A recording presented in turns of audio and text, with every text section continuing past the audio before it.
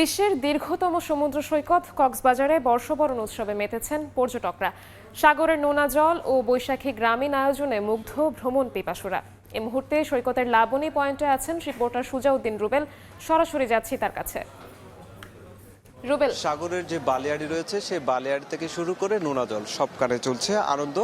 বিশেষ করে পর্যটকরা তীব্র গরম, এই তীব্র গরমকে উপেক্ষা করে কিন্তু আমরা লক্ষ্য করছি সমুদ্রের যে নোনা জল সেই নোনা জলে মেতে রয়েছেন, পাশাপাশি তারা আনন্দ উদযাপন করছেন। আবার অন্যদিকে আমরা বালিয়াড়িতে লক্ষ্য করেছি সকাল থেকে চলছে লোকজ মেলা, এবং লোকজ মেলায় যেখানে পান্তা ইলিশের পাশাপাশি সেখানে চলছে নাচ গান এবং নানা ধরনের পিঠা নিয়ে নানা উৎসব। এভাবেই কিন্তু পর্যটকরা কক্সবাজার সমুদ্র সৈকতে ভিন্ন মাত্রায় এবার পহেলা বৈশাখ উদযাপন করছে, এবং পর্যটক যারা এসেছেন তারা বলছেন এই ভিন্ন মাত্রার যে আয়োজন তাদেরকে সত্যি আনন্দ দিচ্ছে। পাশাপাশি শুধু সাগর তীর ঘেঁষে নয়, আমরা লক্ষ্য করছি তারাকমানের যে হোটেলগুলো রয়েছে সেই হোটেলগুলোতেও চলছে নানা আয়োজন। সেখানে গ্রামীণ ঐতিহ্যের যে নানা ধরনের আয়োজন রয়েছে, ঢেকি, যেখানে ঢেকি দিয়ে পিঠার যে গুঁড়া তৈরি করা থেকে শুরু করে যে গ্রামীণ যে চাকা নিয়ে যে খেলা, এই ধরনের নানা আয়োজনগুলো হোটেল তারাকামান হোটেলগুলোতে নেওয়া হয়েছে, এবং সেখানে পর্যটকরা বেশ আনন্দে তাদের যে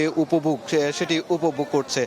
পর্যটকরা বলছেন এবারে ভিন্ন মাত্রা হওয়ায় এবং ভিন্ন আয়োজন হওয়ায় তারা বেশ কক্সবাজারে এসে আনন্দ করছে। পাশাপাশি আমরা লক্ষ্য করছি যে বিপুল সংখ্যক পর্যটকের আগমনকে কেন্দ্র করে সব জায়গায় নিরাপত্তা জোরদার করা হয়েছে, যেখানে সেনাবাহিনী থেকে শুরু করে র্যাব এবং পুলিশ, ট্যুরিস্ট পুলিশ সবাই একযোগে কাজ করছে, যার কারণে স্বাচ্ছন্দ্যে পর্যটকরা ঘুরছেন এবং পহেলা বৈশাখ উদযাপন করছেন।